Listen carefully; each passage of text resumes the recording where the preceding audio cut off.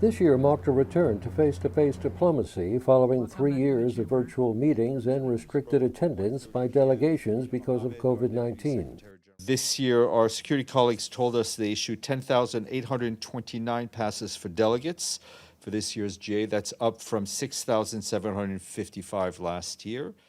And there was no doubt the headliner at the General Assembly and Security Council last week was Ukraine's President Vladimir Zelensky.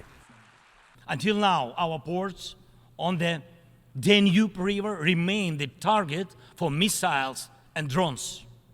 And it is a clear Russia's attempt to weaponize the food shortage on the global market in exchange for recognition for some, if not all, of the captured territories.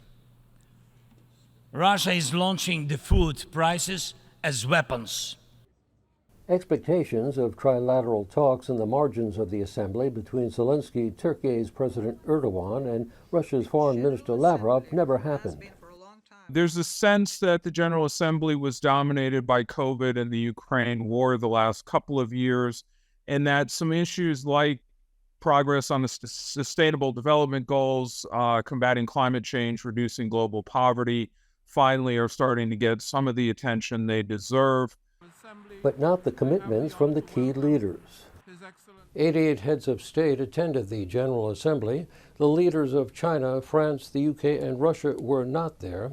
U.S. President Joe Biden was the only one of the 5 permanent members of the Security Council in attendance. Only having one out of the 5 was disappointing, and certainly we might have had more commitments that would have been tangible had they been here on many of the SDGs. Without those leaders speaking with each other, it makes it very difficult. Still, the antidote for the lack of action at the General Assembly this year may be a restructuring of the frameworks of the Security Council and Assembly. We say once again, with all of our hearts, the world is bigger than 5, and a fairer world is possible.